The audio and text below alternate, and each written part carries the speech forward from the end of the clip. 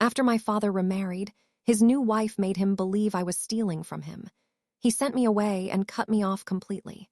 I slept in shelters and ate from trash cans. 5 years later, on the day she was named executor of his estate, I walked in with a will that had a different date. I never thought my father would choose her over me, but when Lillian's perfectly manicured hand pointed at that envelope on the kitchen counter, I watched his face transform from confusion to disgust in seconds. "Search her bag," she said, her voice carrying that practiced softness that made everything sound reasonable, and I just stood there frozen while my father's hands trembled with what I thought was shock, but was actually rage directed at me. The envelope was cream-colored, expensive paper, the kind my father used for important documents, and inside were 20 crisp $100 bills that I had never seen before in my life. $2,000, Lillian whispered, her blue eyes wide with manufactured hurt. "From your father's safe, the combination only you and I know." My mouth opened, but nothing came out because how do you defend yourself against something you didn't do when the evidence is literally right there in your backpack, between your chemistry textbook and the sandwich you'd packed for lunch? "I didn't take this," I finally managed, my voice cracking in a way that made me sound guilty even to my own ears. "I've never stolen anything from you, Dad. You have to believe me." But he wasn't looking at me anymore. He was looking at Lillian, who had pressed herself against his side like she needed protection from her dangerous stepdaughter. "How could you?" he asked, and those 3 words carried more weight than any sentence he'd ever spoken to me. I was 19 years old, stubborn as hell, too proud to beg, and convinced that the truth would somehow magically reveal itself if I just stayed calm and rational. "My name is Elias Carter, though back then I still thought of myself as Eli, the nickname my mother had used before cancer took her when I was 12. I had always been the kind of person who dug in when challenged, who refused to back down even when backing down would have been smarter, and that character flaw had got me into trouble more times than I could count. In high school, I'd been suspended twice for fighting with kids who said things about my mom, and I'd lost a scholarship opportunity because I told the interviewer exactly what I thought about their pretentious questions instead of playing the game. My father used to call it integrity, but I'm pretty sure it was just pride mixed with a terrible inability to read the room. I lived in the kind of house where the driveway was longer than most streets, where we had staff who knew my breakfast preferences, where money was never discussed because there was always enough of it. My father had built his commercial real estate empire from nothing, and he'd raised me to believe that hard work and honesty were the only currencies that mattered, which made the accusation of theft feel like a knife twisting in my chest. "I want you out," my father said, his voice flat and final. "Tonight." Lillian's hand moved to his shoulder, squeezing gently, and I saw the smallest flicker of satisfaction cross her face before she arranged her features back into concerned sympathy. "Arthur, maybe we should talk about this," she said, but her tone carried no real conviction, and my father shook his head. "There's nothing to talk about. My own son, stealing from me like some common criminal." He turned away, his shoulders rigid, and I knew in that moment that anything I said would only make it worse. My pride surged up, hot and stupid, and instead of dropping to my knees and pleading my innocence like maybe I should have, I grabbed my backpack and walked toward the stairs without another word. "That's it," my father called after me. "You're not even going to apologize." I stopped, my hand on the banister, and looked back at him. "I'm not apologizing for something I didn't do," I said, each word deliberate and cold. "But you're right about one thing. I'm done here." It was the kind of dramatic exit that felt powerful in the moment, but would haunt me for years afterward, the kind of stupid, prideful move that sealed my fate before I even understood what was happening. I packed my things in under an hour, shoving clothes into a duffel bag without bothering to fold them, grabbing my laptop and chargers and the few things that had belonged to my mother. My father stayed in his study the entire time, and Lillian appeared in my doorway once with this expression of false sadness that made my skin crawl. "I'm sorry it came to this," she said. "I really hoped we could be a family." I didn't respond, didn't even look at her, just kept packing until she finally left. The house staff avoided eye contact as I walked out, and I wondered how much they'd heard, whether they believed I was a thief, whether it even mattered. My father didn't come out to say goodbye. I loaded my bag into my beat-up Honda Civic, The car I'd bought myself with money from summer jobs because my father believed in earning your own way, and I drove through the gates of the estate without looking back. I had about $800 in my checking account. No credit cards because my father had always insisted I learn to live within my means. And nowhere to go because all my friends from high school had scattered to different colleges. And I'd been taking classes at the local community college while working part-time at a bookstore.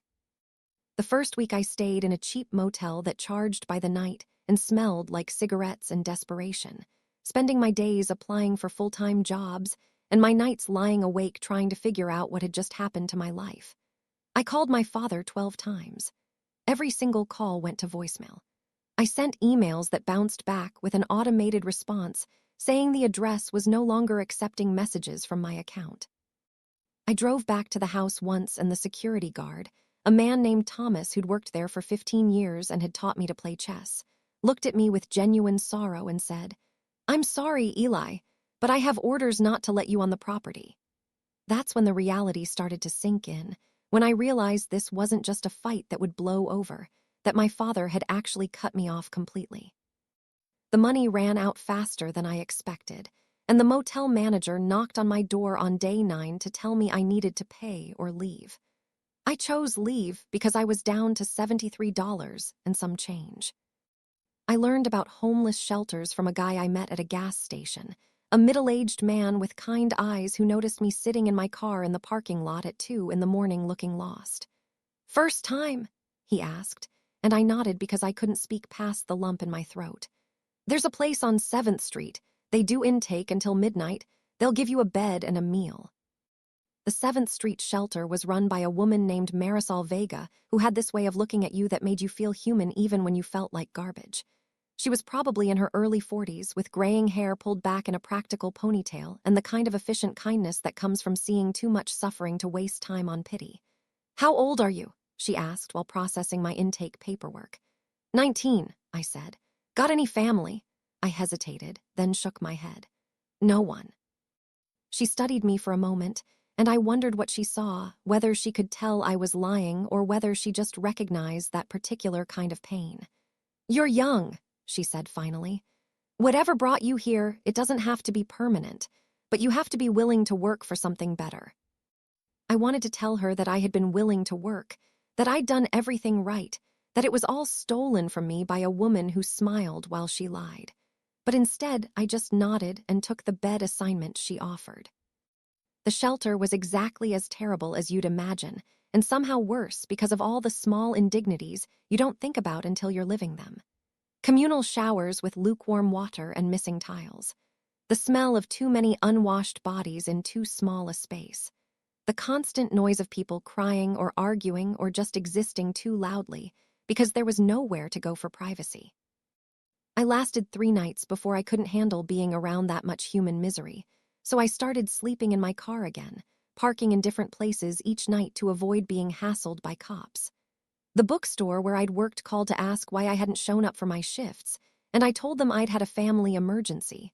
But when I missed a second week, they told me not to bother coming back. My phone got shut off when I couldn't pay the bill. My car got towed when I fell asleep in a 2-hour parking zone and didn't wake up in time to move it, and I didn't have the money to get it out of impound, so that was gone too. 31 days after my father kicked me out, I was eating food from a dumpster behind a grocery store, telling myself it was only temporary while I figured things out. But here's the thing about pride, about that stubborn refusal to bend that had always been my defining characteristic. Instead of breaking me, the humiliation forged something harder and sharper inside my chest. I spent my days at the public library using their computers and their Wi-Fi, and instead of looking for regular jobs, I started researching estate law. I read everything I could find about wills and trusts and inheritance rights. I learned about fraud and undue influence, and how vulnerable people with cognitive decline could be manipulated into changing legal documents. And I thought about Lillian, about how calculated everything had been, how she'd waited until the exact right moment to plant that envelope, how she'd positioned herself as the wounded party while painting me as the villain. This wasn't just about stealing $2,000, I realized. This was about removing me from the picture entirely so she could have complete control over my father's fortune. The accusation was just the opening move, and I'd played right into it by leaving instead of fighting back. I started tracking my father from a distance, using the library computers to search for news about his business dealings and public appearances. 6 months after he'd kicked me out, I found an article in the business section about how Arthur Carter was stepping back from day-to-day operations due to health concerns. The word health was doing a lot of work in that sentence, and when I dug deeper, I found a small mention in a society column about how his devoted wife Lillian was taking a more active role in managing his affairs. The next article came 3 months later, a human interest piece about early-onset dementia and the importance of estate planning, featuring an unnamed, local businessman who was bravely facing his diagnosis with the support of his loving family. I printed that article and carried it folded in my pocket like evidence at a trial that hadn't happened yet. My father was losing his mind, and Lillian was positioning herself to catch every piece of his empire as it fell. I survived by getting resourceful in ways I'd never imagined I'd need to be. I learned which restaurants threw out perfectly good food at the end of the night, and which ones poured bleach on everything in the dumpster. I learned how to spot day labor opportunities where contractors needed an extra set of hands and paid in cash.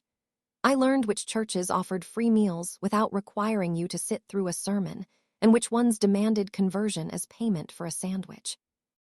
And I learned how to make myself invisible, how to move through the world without drawing attention, how to swallow my pride and accept help when it was offered without feeling like I was losing pieces of myself. Marisol at the shelter became something like a friend, though I was careful never to tell her too much about my situation. She'd see me come in for dinner sometimes, and she'd always make a point to talk to me, asking about my day, treating me like a person instead of a problem to be managed. "You're different from the others," she told me once. "You've got this look in your eyes like you're just passing through, like you're here temporarily on your way to somewhere else." She had no idea how right she was. 18 months into my exile, I managed to get a job at a construction company doing grunt work, carrying materials and cleaning up job sites for cash under the table. The foreman was an older man named Ray who asked no questions about where I came from or why I was willing to work for below minimum wage. The job was brutal physical labor that left my muscles screaming and my hands covered in cuts and calluses, but it felt good to work that hard, to be too exhausted at the end of the day to spend hours dwelling on everything I'd lost. I saved every dollar I could, sleeping in cheap weekly motels when I had the money and going back to the shelter when I didn't, slowly building up a reserve that would let me eventually rent a room somewhere. But even as I was trying to survive day to day, part of my brain was still working on the bigger problem, still cataloging every piece of information I could find about my father and Lillian, still waiting for the right moment. That moment came 3 years after the accusation when I was sitting in the library scrolling through local news on one of the public computers, and I saw a headline that made my heart stop. "Prominent businessman Arthur Carter diagnosed with dementia." The article was brief, professionally sanitized, focusing on my father's impressive career and his plans to ensure a smooth transition of his business interests. Lillian was quoted extensively, talking about her commitment to honoring her husband's wishes and protecting his legacy. There was a photo of them together at some charity function, my father looking older and somehow smaller than I remembered, Lillian's arm linked through his in a gesture that looked protective, but that I now recognized as possessive. The article mentioned that Lillian had been granted power of attorney and was working closely with the family attorneys to ensure all of my father's affairs were properly managed. I read it 3 times, my hands shaking, because I knew exactly what this meant. My father was vulnerable now, truly vulnerable, and Lillian had complete control.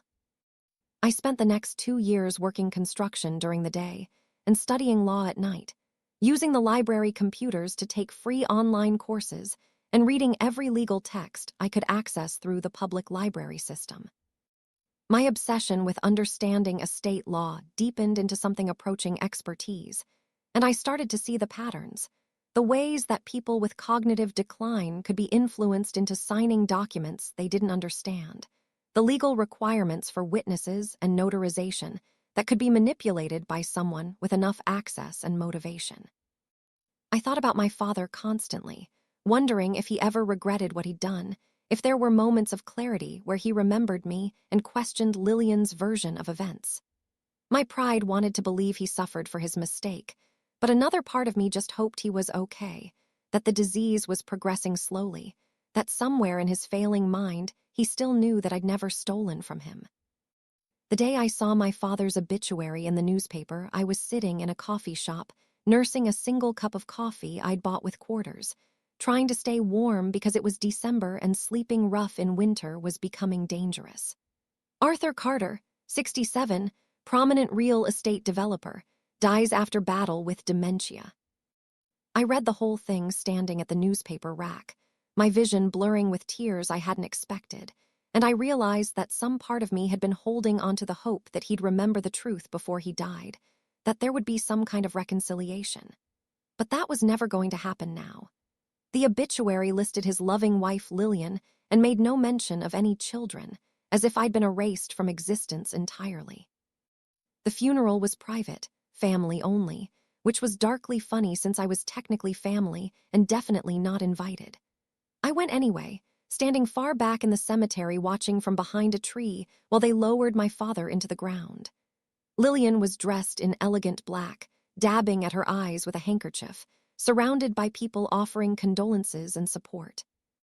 I watched her receive their sympathy with perfect grace, and I thought about how she'd orchestrated all of this, how she'd stolen my father from me, and then stolen his fortune, and now stood there playing the grieving widow while I'd spent 5 years sleeping in shelters and eating from dumpsters.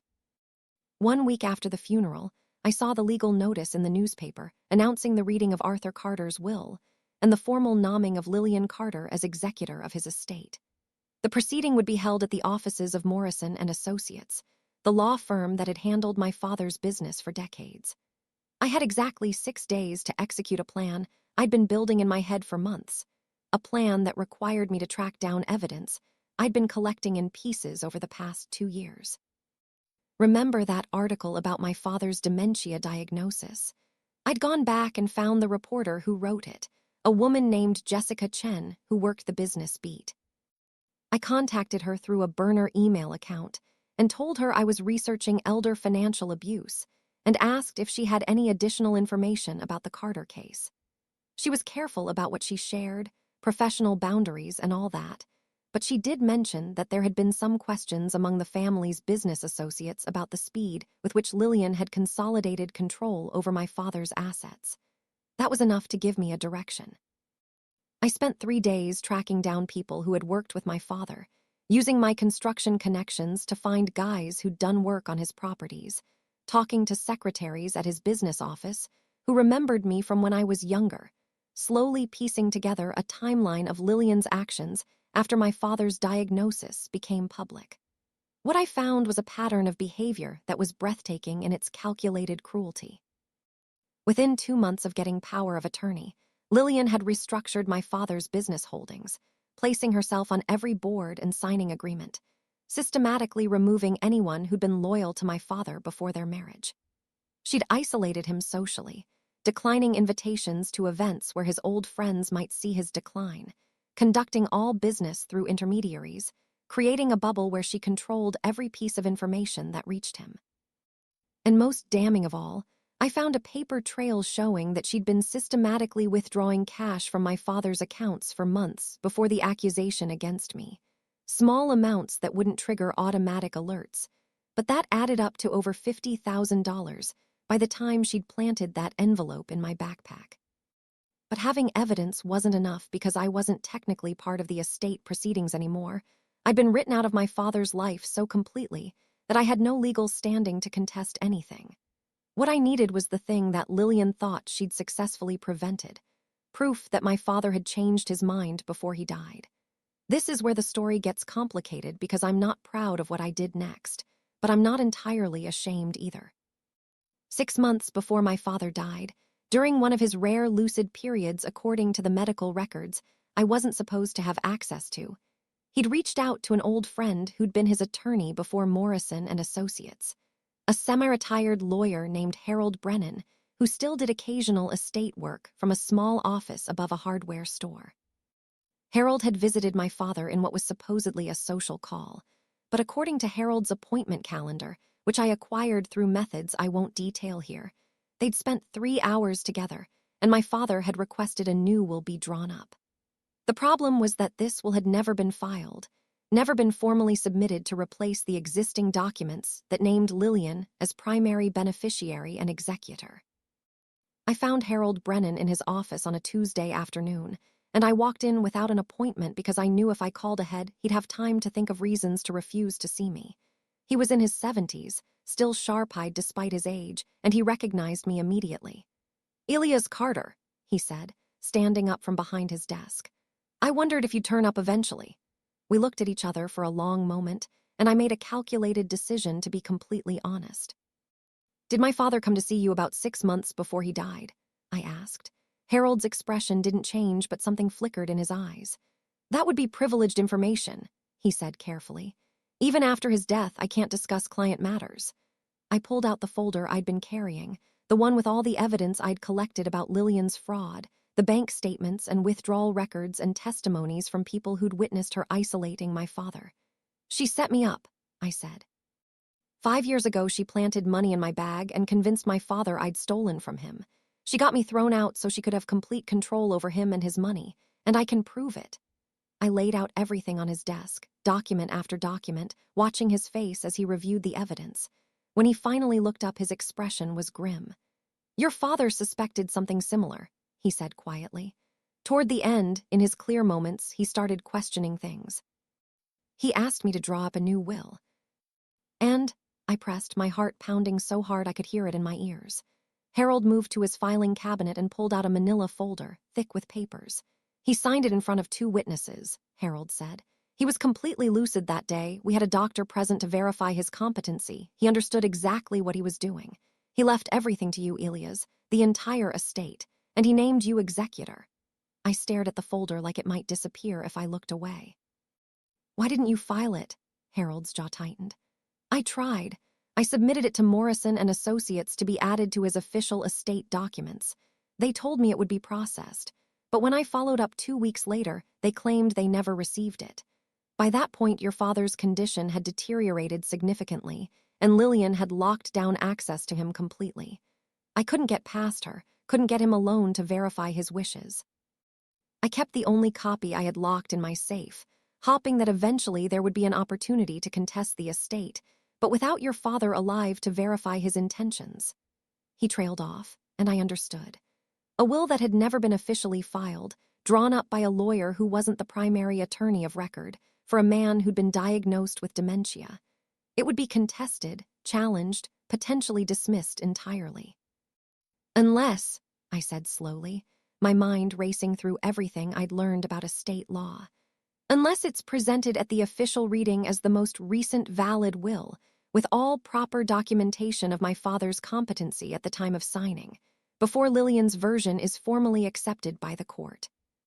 Harold smiled, and it was a wolf's smile, the expression of someone who'd been waiting years for a chance at justice. "The reading is scheduled for Friday," he said.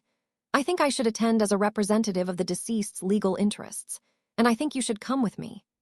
That gave us 3 days to prepare, 3 days to make sure every document was properly authenticated, every witness statement was notarized, every piece of evidence was legally bulletproof. Harold worked with the focus of someone who'd been personally offended by Lillian's manipulations, calling in favors from colleagues, verifying signatures, building an ironclad case for the will's validity. I spent those 3 days barely sleeping, running through every possible scenario in my head, every way this could go wrong, every argument Lillian's lawyers would make to contest what we were about to do. My pride, that stubborn refusal to quit that had sustained me through 5 years of hell, was now burning so hot it felt like it might consume me entirely. Part of me wanted to walk into that office and just scream at Lillian, to make her acknowledge what she'd done, to see her face when her carefully constructed lies fell apart.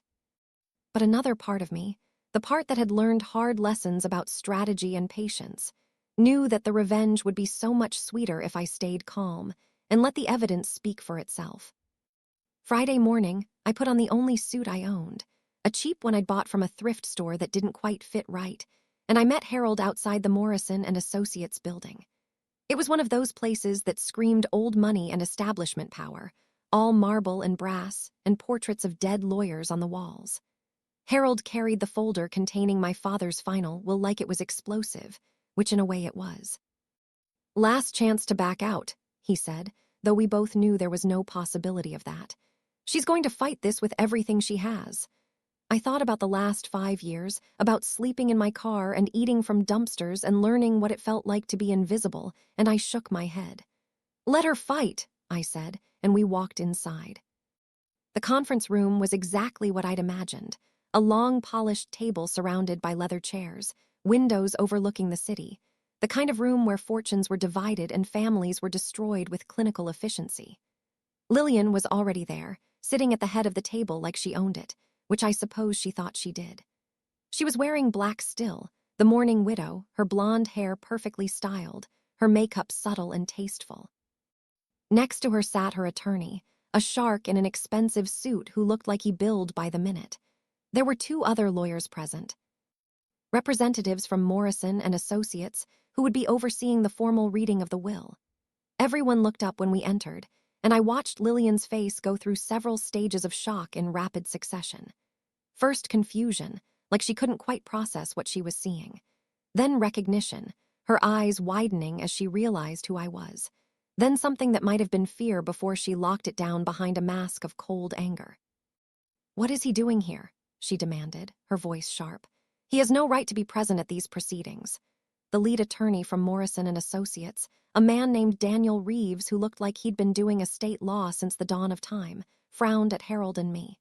"Mrs. Carter is correct. This is a private reading for immediate family and designated beneficiaries. I'm afraid I'll have to ask you both to leave." Harold didn't move. "I'm here representing the legal interests of the deceased," he said calmly, "and I have documentation that will significantly impact these proceedings." He placed the folder on the table, and I saw Lillian's attorney lean forward slightly, sensing trouble. Reeves picked up the folder and opened it, his expression neutral as he began reading. The silence stretched out, broken only by the sound of papers being shuffled. I kept my eyes on Lillian, watching her face, and I saw the moment she understood that this wasn't just some desperate attempt at relevance, that we had something real. "This appears to be a will," Reeves said slowly. "Dated 3 months after the most recent version we have on file." Lillian's attorney snatched the papers from Reeves' hands, his eyes scanning rapidly.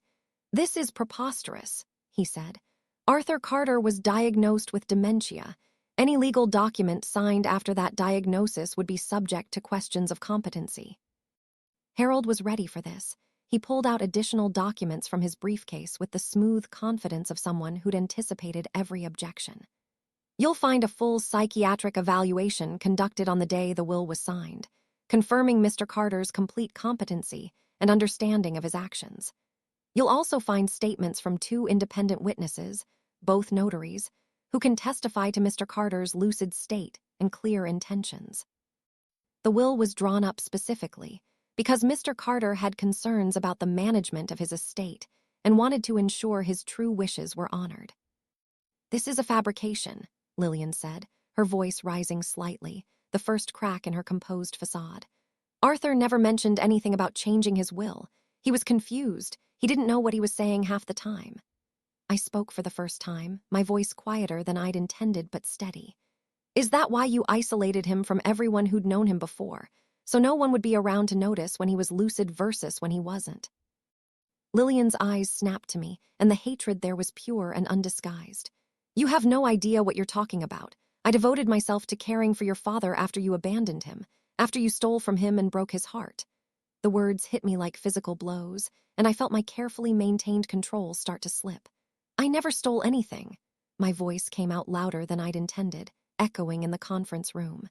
"You planted that money in my bag. You set me up to get me out of the way, so you could have complete control over him." "That's absurd," Lillian's attorney interjected smoothly. "You're making serious accusations without any proof." I pulled out my own folder, the one I'd been preparing for this exact moment. Bank records showing $50,000 in cash withdrawals from my father's accounts in the 6 months before I was accused of stealing $2,000. All withdrawals made by Lillian Carter. I slid the papers across the table. Testimony from 3 different household staff members who witnessed Lillian accessing my father's safe in the days before the accusation. Statements from business associates describing how Lillian systematically removed anyone who'd been close to my father after his diagnosis. A pattern of financial manipulation and isolation that began the moment she married him and escalated after his cognitive decline became apparent. Lillian stood abruptly, her chair scraping against the floor. This is harassment. None of this is admissible. None of this proves anything about that will's validity. Actually, Reeves said, his voice cutting through the growing chaos, the will's validity isn't really in question. It was properly executed, properly witnessed, and there's clear documentation of Mr. Carter's competency at the time of signing. The fact that it was never formally filed is irregular but not disqualifying. He looked at Harold. You said you submitted this to our office. Harold nodded. I have proof of submission, date-stamped receipt, email confirmations. It was received by your firm and should have been added to Mr. Carter's estate documents. Someone chose not to process it. The room went very quiet. Reeves' face had gone pale, and I saw him exchange glances with his colleague. This is a serious allegation, he said carefully. If documents were deliberately suppressed. Lillian's attorney was rapidly losing his composure, shuffling through papers, trying to find some angle to attack. Even if this will is technically valid, the circumstances around it are suspicious.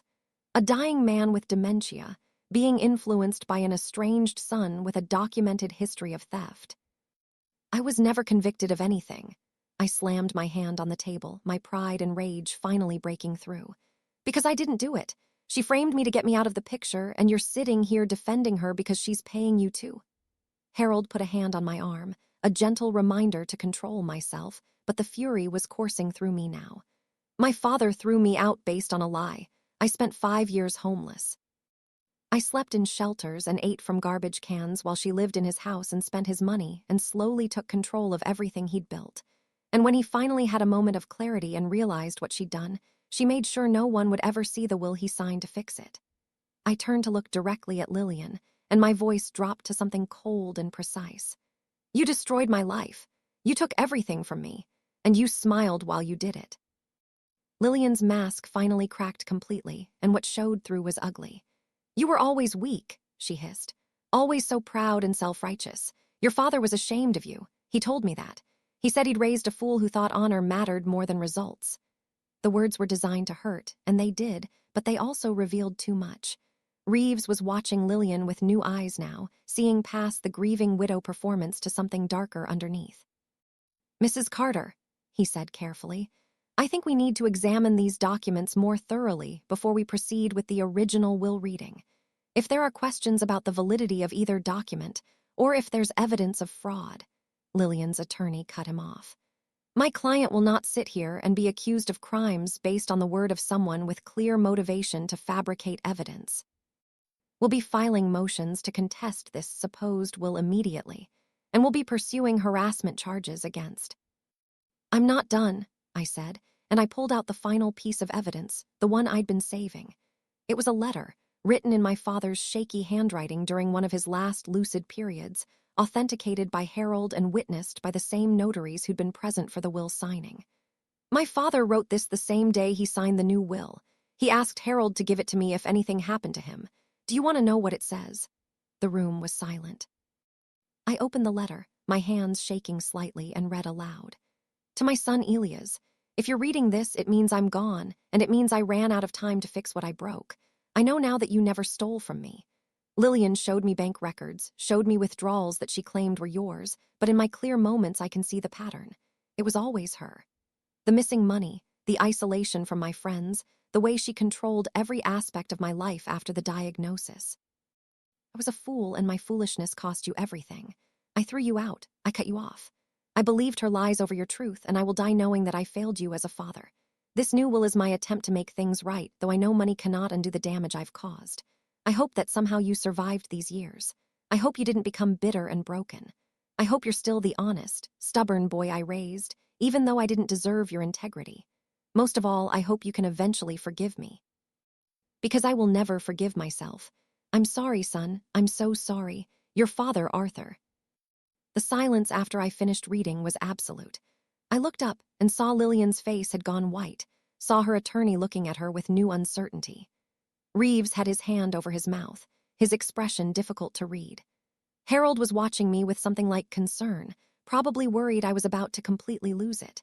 And I could feel it, that breaking point, that moment where the rage and grief and vindication were all colliding in my chest and threatening to overflow. My father knew, I said, my voice rough. Before he died, he figured out what you did to me, and he tried to fix it, but you made sure that we'll never saw the light of day, didn't you? I turned to Reeves. Check your firm's records, find out who received Harold's submission, find out why it was never processed, because someone in this firm helped her suppress my father's final wishes. Lillian finally found her voice again, but it was thin and desperate now. That letter doesn't prove anything. A confused old man, writing paranoid fantasies. Reeves cut her off with a gesture. Mrs. Carter, I strongly suggest you stop talking without legal counsel present. These proceedings are suspended pending a full investigation into the handling of Mr. Carter's estate documents. If there's evidence that a will was deliberately suppressed, this firm will be conducting a thorough internal review. He stood, gathering papers with sharp, angry movements. Mr. Brennan, I'll need copies of everything you have, all documentation regarding the later will and the circumstances under which it was drawn up. Elias, I apologize for the hostility when you entered. Given the information presented, you have every right to be part of these proceedings. He looked at Lillian, and his expression had gone cold. Mrs. Carter, until this matter is resolved, I recommend you not make any major decisions regarding the estate. The court will likely freeze all assets pending investigation. Lillian stood there, her perfect composure shattered, and for the first time since I'd known her I saw real fear in her eyes.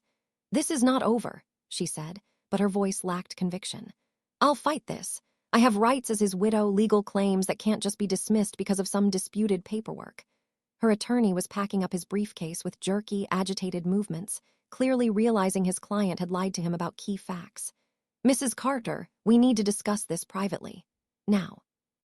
They left the conference room together, Lillian's heels clicking against the marble floor, and I watched them go with a feeling that was part triumph and part exhaustion. Reeves and his colleague remained, spreading out documents, comparing the two wills, their expressions growing grimmer as they identified discrepancies and questions that needed answers. Harold touched my shoulder. You should go get some air, he said quietly. We'll handle the legal details from here. You've done your part. But I shook my head because after 5 years of working toward this moment, I needed to see it through to the end. I want to know what happens next, I said. I want to see every step of how this plays out. Reeves looked up from the papers. What happens next is a formal investigation by the court into potential fraud and elder abuse. If Lillian Carter deliberately isolated your father, manipulated his finances, and worked to suppress his final wishes, she could face criminal charges in addition to losing any claim to the estate. The process will take months, possibly longer. It won't be quick or easy. He paused, studying me with what might have been respect. But I believe your father's final will is going to be upheld. The documentation is solid, and given the evidence you've presented about Mrs. Carter's behavior, the court will likely view her claims with significant skepticism. Months turned out to be an understatement. The legal battle that followed consumed the next year of my life, turning into a media spectacle as reporters picked up on the story of the homeless son who'd returned to challenge his father's widow for control of a fortune. Lillian hired a team of expensive lawyers who threw every possible challenge at the later will, questioning the witnesses' credibility, demanding additional psychiatric evaluations of my father's mental state, arguing that I'd manipulated a vulnerable old man during a moment of confusion. The court proceedings were brutal, with both sides presenting evidence and counter-evidence, painting competing pictures of my father's final years. Lillian's attorneys painted me as a bitter ex-son who'd abandoned his father and then tried to capitalize on his death. My attorneys, led by Harold, who came out of semi-retirement specifically for this case, presented the pattern of Lillian's financial manipulation and the clear timeline of her efforts to remove me from my father's life. The investigation into Morrison and Associates revealed that a junior associate had received Harold's submission of the new will and had been instructed by someone to defer processing pending review, and then had simply never followed up. That someone turned out to have connections to Lillian through a charity board they both served on, and while nothing could be definitively proven, the implication was clear enough that the firm settled with my estate to avoid further scandal. The court hearings were where I finally lost control of the careful composure I'd maintained.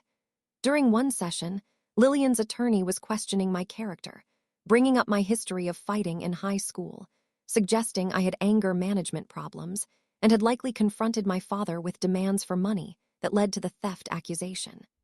I sat there listening to him twist everything about my life into evidence of my unworthiness, and something inside me just snapped. "You want to talk about my character?" I said, standing up despite Harold trying to pull me back down. I was 19 years old when she framed me, 19, and instead of defending myself by staying and fighting, I left because I was too proud to beg my father to believe me. That pride, that stubborn refusal to bend, cost me 5 years of my life. So yes, I have flaws. I'm impulsive, and I make bad decisions when I'm angry, and I chose the worst possible moment to take a principled stand. But I never lied. I never manipulated. I never planted evidence or isolated someone or systematically stole from the person who trusted me most. The judge had to warn me about outbursts, but I also saw that I'd made an impact, that my obvious emotion had cut through the polished legal arguments to show something real. The turning point came when investigators found additional evidence of Lillian's financial impropriety, withdrawals and transfers that went far beyond the $2,000 she'd claimed I'd stolen. She'd been systematically moving money out of my father's accounts for years, creating a complex web of shell companies and offshore accounts that wouldn't be discovered until forensic accountants started digging specifically for them. The total amount was over $3 million, money that should have been part of my father's estate, but had been hidden away where only Lillian could access it. When that evidence was presented in court, any remaining sympathy for the grieving widow evaporated. Her attorneys tried to argue that she'd been managing investments, that everything had been done with my father's knowledge and consent, but the timeline told a damning story. The transfers had accelerated after my father's dementia diagnosis, and several of the largest withdrawals had happened during periods when my father's medical records showed he was significantly impaired and couldn't have authorized such transactions. The judge's final ruling came on a gray Tuesday morning exactly 13 months after I'd walked into that conference room with Harold. The judge validated my father's later will as his true final wishes, declared me the rightful heir and executor of the estate, and ordered Lillian to return all misappropriated funds with interest. The criminal investigation into elder abuse and fraud was referred to the district attorney's office for prosecution. Lillian sat absolutely still as the verdict was read, her face blank, and I wondered if she was in shock or if she'd known all along that this was the likely outcome once the evidence started coming out. Her attorneys filed immediate appeals, but these were largely formalities. The evidence was too overwhelming, and public sentiment had turned decisively against her.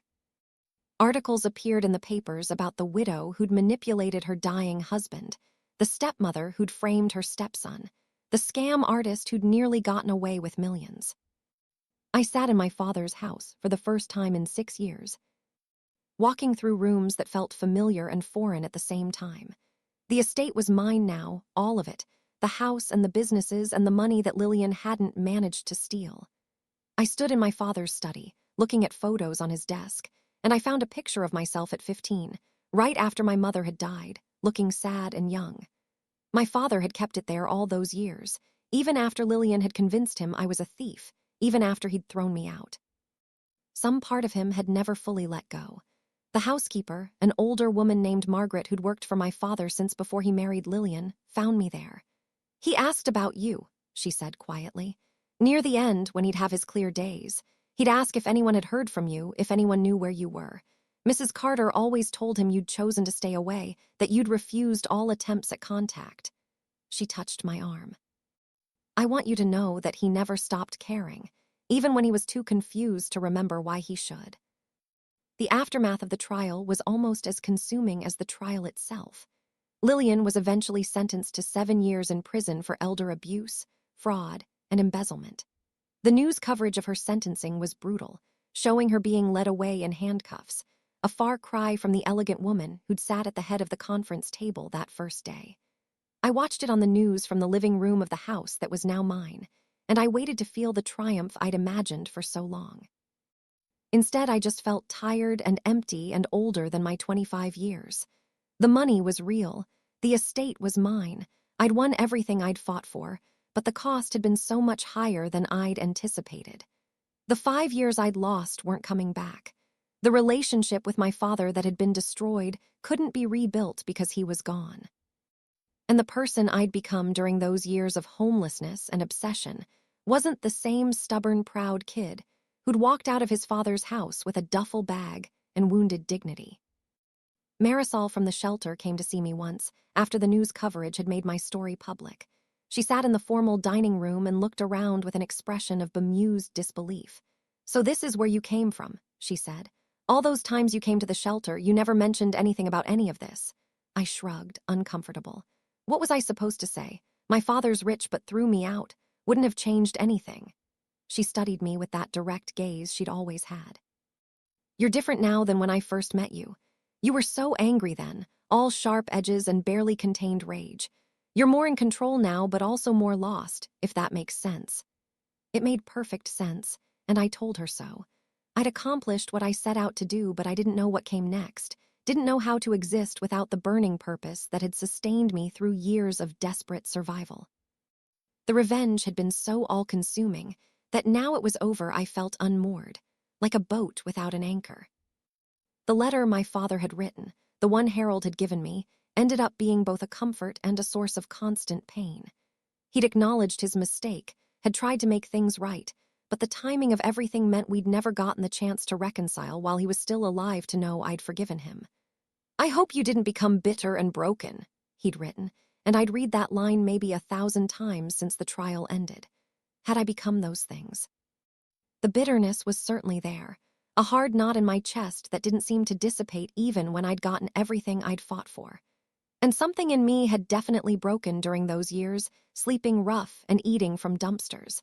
Some fundamental sense of security in the world that I wasn't sure could be repaired. My pride, that defining characteristic that had driven so much of my behavior, had evolved into something sharper and more careful, less likely to make dramatic gestures, but more likely to hold grudges and plan long-term retaliation. I started a foundation with some of my inheritance, focusing on helping young adults who'd been cut off from family support, providing resources for emergency housing and job training and legal assistance. Marisol agreed to serve on the board, bringing her practical experience and understanding of what people really needed versus what comfortable donors thought they needed. It felt like a way to honor the struggle I'd gone through while also creating something positive from all the pain. But I noticed I was methodical about it in a way that bordered on obsessive, insisting on controlling every detail, struggling to delegate or trust others to make decisions. The years of relying only on myself had made collaboration difficult, and I had to actively work to not micromanage every aspect of the foundation's operations. My flaws, the impulsiveness and pride and stubbornness that had shaped my initial response to Lillian's accusation, had been tempered by years of survival, but hadn't disappeared. They'd just transformed into different kinds of problems, and I was self-aware enough now to recognize them even if I wasn't always sure how to change them. The house sold eventually because I couldn't live there without being haunted by memories of my father and everything that had gone wrong. I bought a smaller place, comfortable but not ostentatious, and I found myself living more simply than my net worth would suggest. The years of having nothing had recalibrated my sense of what mattered, and the idea of filling my life with expensive things felt hollow and performative. I kept my father's study furniture, though, the desk where he'd kept that photo of teenage me, and I set it up in my new house as a kind of shrine to the relationship we'd lost. Some nights I'd sit there and imagine what I would have said to him if I'd had the chance, all the conversations we'd never get to have, all the apologies and forgiveness we'd been denied by time and disease, and one woman's calculated cruelty. The question I kept coming back to was whether the revenge had been worth it.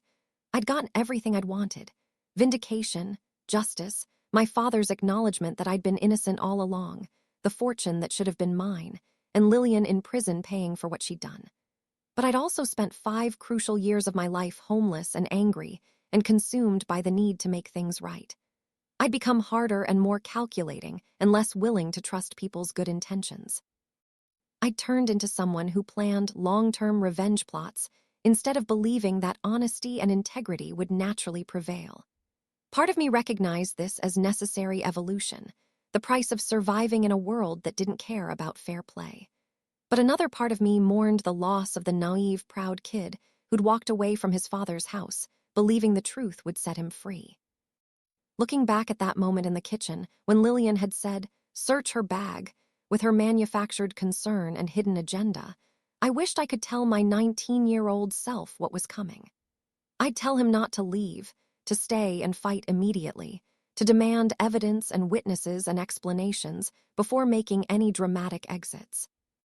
I'd tell him that pride is a luxury you can't afford when someone is actively destroying your life, that sometimes you have to swallow your dignity and beg and grovel, and make yourself vulnerable if that's what it takes to be heard. But I also knew that if I could somehow give my younger self that advice, he wouldn't listen, because the core of who I was hadn't changed, even if the expression of it had. I was still stubborn and proud and quick to anger when I felt wronged. I just learned to channel those traits more effectively, to use them as fuel for long-term planning instead of immediate reaction. The revenge had been accomplished, but the person who accomplished it wasn't the same person who'd been wronged in the first place, and I wasn't entirely sure that transformation was a positive one. In the end, sitting in my new house with my father's desk, and the letter I'd read so many times I had it memorized, and the knowledge that Lillian was in prison where she belonged, I realized that revenge is fundamentally a cold comfort. It doesn't undo the damage or restore what was lost or heal the wounds that were inflicted. It provides a kind of satisfaction, the knowledge that justice was served and accounts were balanced, but it doesn't give you back the years you spent suffering or the innocence you lost while fighting back. My father had written that he hoped I wouldn't become bitter and broken, and sitting there in the aftermath of everything I'd accomplished, I had to acknowledge that I'd become at least a little bit of both. Not entirely, not beyond repair, but changed in ways that couldn't be unchanged. The revenge had been successful, but the cost had been higher than I'd anticipated when I'd first started collecting evidence and planning my return. And that realization, that understanding that winning hadn't actually made everything right, was somehow the hardest part of all.